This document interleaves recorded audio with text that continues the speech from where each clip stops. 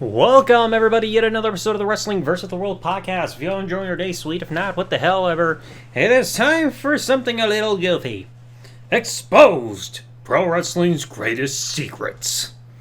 Yeah, this whole funny little piece. So back in November 1998, a television special was released that looked into the quote-unquote secrets of professional wrestling. Narrated by Nick McKay, who did the voice of Salem the Cat from Sabrina the Teenage Witch and the anime series. And I did not realize or even remember that he also did the voice of Norbert from the Angry Beavers. Nice little information there. Let's see what's exposed about professional wrestling from 25 years ago. So we've got a bunch of cast characters that are hidden to try to not expose their identities to the wrestling business, try not to get them in trouble or anything. So I'm not going to bring up their real names, just going to go by the characters. First of all, we got Brute Force, who looks like the boogeyman in a head vice. The All-American Boy, who has the most generic babyface gimmick of all time. That is my biggest crack in wrestling. If you have no kind of personality or anything unique to give them, just say that they love America. Because that'll get them over. Oh, yeah, America! Because we got nothing else to get this person over with. Colossus, who looks like Relic without any spooky touches and pantyhose underneath the mask. Ben Hurt, who looks like Aldo Montoya. Private Payne, who looks like Kane if he was in camouflage. Skullduggery, who looks like he was part of Triple H's WrestleMania 32 entrance. Slither, it's what happens when you order Reptile from Mortal Kombat off Wish.com. And Brash Knuckles, who looks like a scene girl wearing part of Undertaker's 1995 mask if it was lit on fire. So we got all these characters that want to expose the wrestling business and give us information. So let's start with the basics. You got a few moves that they try to instruct us on. First of all, the body slam, showing that, hey, both men work together, like pushing up on the thigh in order to get yourself elevated while taking the move. It's like, yeah, that's not really noticeable until you play the move in slow motion. Like, do you really think I want to see that? No, thank you. The punch, which they say is an open fist in order to avoid true contact, make it as light touch as possible. I've heard conflicting reports about that. Some people may do that. Some others have to keep practicing with their punches properly to not make it open-handed, to make it look less phony and all that stuff. But it's whatever. The stomp, they're saying it's done to make noise, to mask the fact that the punches make no sound. No clue how true that is, and if it's something that I don't really focus on. You know, I don't really care if wrestlers are stomping the canvas or anything while trying to bump up the action and try to keep everything fast-paced and exciting. Okay. The kick, which is when they talk about somebody lifting their boot up to reverse an attack by an opponent that's running at them in the corner, saying, oh, you just lift your leg, and the opponent running at you puts their arm up in order to guide the foot up to the head. Again, it's whatever. You see that move done all the time, it's whatever. And then the headbutt, they're saying that the attacker headbutts their hand or their thumb or absorb the impact instead of actual head-to-head combat for avoiding injury. A lot safer than doing the move when you're flying off the top fucking rope. So, it's the basic stuff, and it's just like, I mean, they're playing more basics than that. I mean, what about the art of a headlock? How does that work? Now you touch on the art of selling, something that's completely lost in 2024 and has been lost for the last handful of years, where you take a move and you're supposed to act and make it look like you're in pain. Something that so many wrestlers have constantly missed the memo on, because they think you have to take the move, be just fine 5 seconds later, and then keep going. Like, how am I supposed to believe that you're in a fight or a wrestling match and have any way of suspending my disbelief if you get dropped on your head through a Canadian destroyer or anything like that in AEW, and then you're like, stand up, you're like, oh, wobble, wobble, and then all of a sudden, oh, I'm fine, deliver another Canadian destroyer. That's not wrestling, that's stupid. You don't drop somebody on their head and then they're just fine a few seconds later. Look, it's the same criticism I gave when I talked about the night the Nexus fell, where Cena got DDT'd into friggin' concrete, and he was just fine 2 minutes later like nothing happened. You don't go through that, and then you're just suddenly magically fine. No, you can't make somebody suspend their disbelief if you're doing shit like this. Selling matters. Now you also touch the backstage stuff. They refer to the good guy as the baby, which I've never heard being used to describe a good guy. The common terms are either face or babyface, never the baby. And then the bad guy as the heel, common thing. Then comes some odd stuff, like they're saying that fans are given signs before they come like to the arena and everything instead of bringing signs from home. There are some cases where fans are given signs, like the Cesaro section on freaking printer paper. Just like, that's pretty obvious that it's like, yeah, like a fixed thing to try to get a fan base going. But I have seen fans bring their own actual signs. Hell, I mentioned when I talked about my only live WWE experience episode where I went to SmackDown in December 2014, I saw a guy get his own sign confiscated during the main event between Ziggler and Seth Rollins. Because, like, it said, like, no gimmicks needed, and had his Twitter handle, like, put on there. So it's just like, that there's some instances there, but there are plenty of times where fans are bringing signs to the show. You had fans getting signs taken away during the Bret Bulldog main event from In Your House 5 in December 95 because, you have wrestlers that are having signs that are holding ECW. You could see on the camera some lady coming along and taking the signs. If they were all signs that were given to them and everything, instead of signs that fans were bringing from home, there would no need for signs to get confiscated. Stupid! Okay, that's not a majority. Now, you also get to the part that really takes you out of it, especially because it becomes more noticeable, calling the match. Like, I'm glad that they don't have to memorize every single intricate of the match at the beginning, unless, like, backstage, unless you're going to the match against Macho Man Randy Savage or DDP due to this OCD habit that they do have. Because, like, I would go crazy if I was in a match and I had to remember every single minute thing that has to happen in order, saying, okay, you gotta do a headlock, and then you gotta punch me, and then you gotta tickle my balls, and then put your finger in my ass, throw me over the top rope, grab Seth Rollins' Money in the Bank briefcase with the quote-unquote electric razor in there, like, shove me under the ring, and then funnel somebody or freaking sodomize them with that under the ring so they can't see it because it's not PG there, brother! Like, I'm glad I don't have to memorize all that shit. But it's just like, you also have to have... There are wrestlers who are not very discreet on this because they call the spots too loudly. John Cena, I'm looking at you, if I can. Then he gets to the stuff about the ring and the intricacies about this. So, like, saying that the turnbuckle pads are all foam.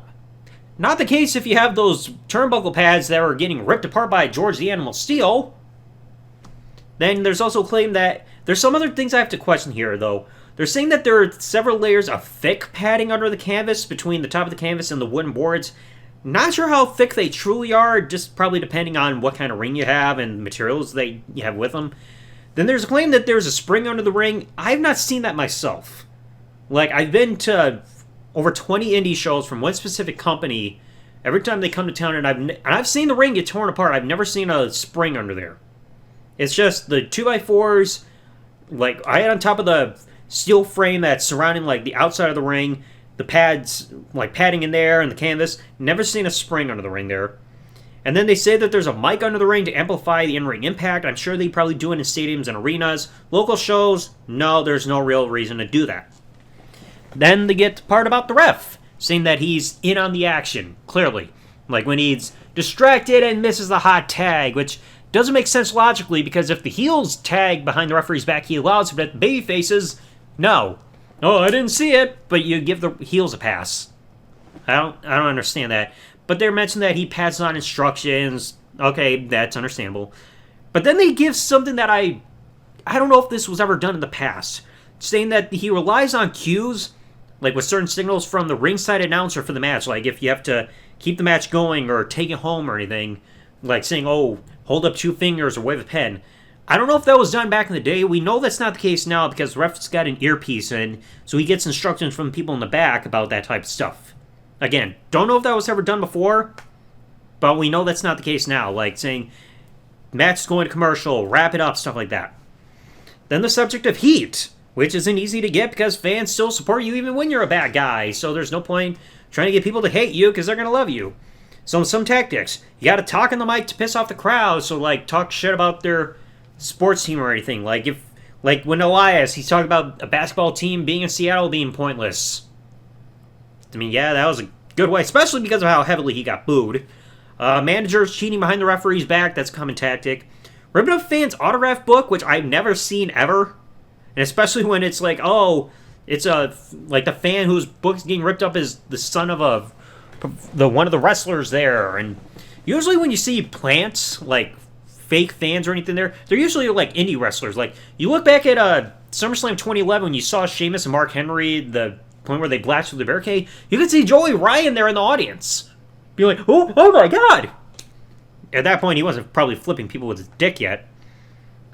And then you also bring up the stunt granny. Oh, the granny like, oh, how dare you be a bad person? Get your pantyhose off your head and then jockstrap us off your face that's on top of it. You look stupid. And then shoving the old lady over. Hogan should have done that to the old lady that was trying to practically claw his face off in WCW. Be like, yeah, I'm gonna rip your face off. Shove the old lady over. See if that gets the same effect. I mean, and plus, that was before the special. He could have done that. Now, you also get parts where they're talking about the weapons and, like, gimmicking objects.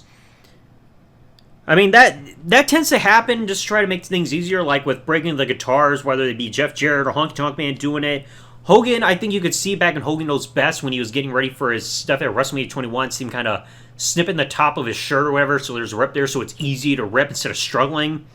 That tends to happen. The salt throw is pretty obvious. It's not really salt being thrown because salt doesn't make this cloud visual effect when you throw it. Clearly, it's like talcum powder or baby powder or chalk or whatever. So that shows what Mr. Fuji pretty much threw into Bret's eye at WrestleMania 9. They also say that the chair to the back doesn't hurt much if you hit them properly. That's kind of iffy there because there are some wrestlers that will fall over because, like, oh, it hurts. There's some wrestlers that maybe it doesn't hurt because, like, they take a chair shot to the back like Kane or The Undertaker and they're just like, oh, that doesn't affect me. So, I don't know. And then the table destruction, they mentioned saying that it will break more easily if you go to the middle. There's some cases, like, and not including the Japanese table, there's some cases where that doesn't happen.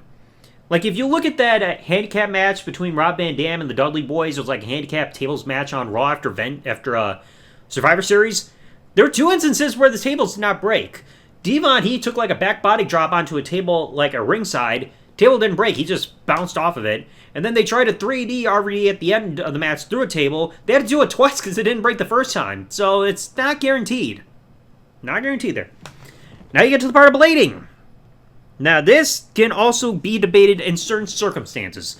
The weird thing that they did here in the footage here, they had the exposed turnbuckle. The All-American Boy takes brass knuckles and shoves him headfirst into the exposed turnbuckle. So, a cheating tactic there by a guy whose gimmick is supposed to be a good guy. I'm the All-American Boy. You must eat steel. And then the part where Brass Knuckles cuts himself with a blade to bleed. Now, there's some different things on here. First of all, it's not always real.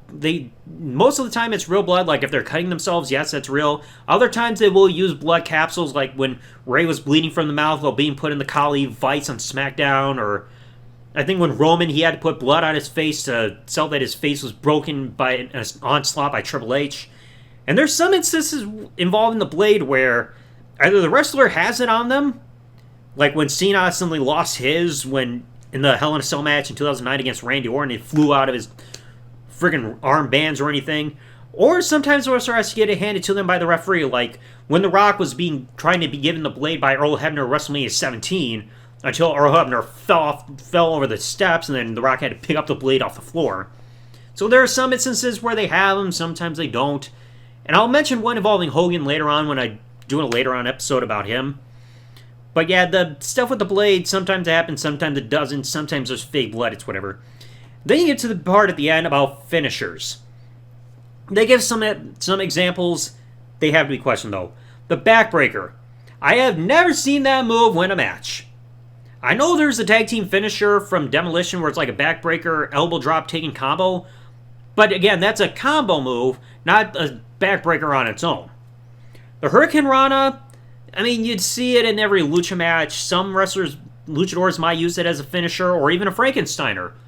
I think what matters is, like, depending on how the person giving the move swings their body and whether the opponent's supposed to land on their head or not. I think that's the difference.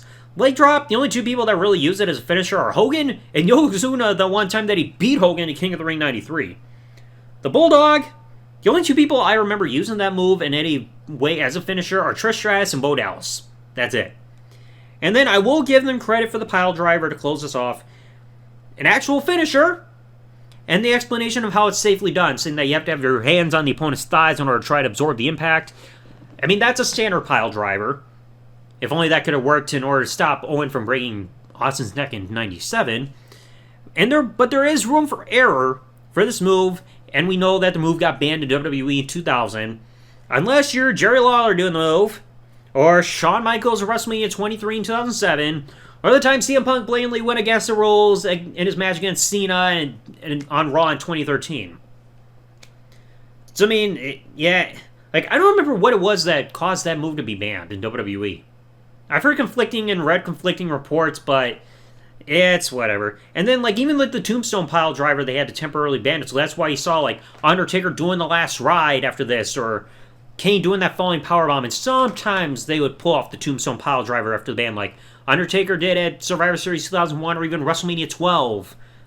Kane, I know he would do it once in a while, but I mean, those are guys that are known to be doing a safer variation, and there's an easier trick to doing that. Like, make sure that your opponent's not taller than you, and when you deliver the move, their head is above the bottom of your knees when you're impacting the canvas to make sure that there's no impact. Unless you're Undertaker in its early time with delivering the move, like Dakota Beware. But yeah, this was just one weird-ass piece, like, trying to, quote-unquote, expose the wrestling business. It's like, we've seen pieces that look like backstage, like some of the behind-the-scenes stuff with wrestling, like Beyond the Mat, and just recently I, went over the Hitman Hart Wrestling with Shadows documentary. But it's like this, it almost looks like they're trying to get people to not care about wrestling. Which is just like, wrestling fan or not, you gotta look at this and be like, okay, this is rather stupid. Especially with some of the stuff they cover. Like I said, the finishers. Who wins a match with a backbreaker? Really? So yeah, let me know in the comment section below if you've ever seen this TV special, the Expose Pro Wrestling's Greatest Secrets or whatever. Let me know what you all thought about it in the comment section below. Yeah, I had to get this one out of the way. Otherwise, I would have gone with a different topic, but I just wanted to do this just to say that I did it. So yeah, I don't recommend this. It's wrestling fan. No matter how long you've been a wrestling fan, I guarantee if you have not seen this and you do, you're going to be perplexed by what you watch and listen to. So anyway, let me know in the comment section below. If you enjoyed today's episode, folks, please remember, leave a like, subscribe with the bell, turn on if you're listening to this on YouTube, or follow if you're listening to this podcast on any other service that this podcast is available on. And I'll catch you all in the next one. Thanks for listening, folks. Like, comment, subscribe. Peace out, and good day, everybody.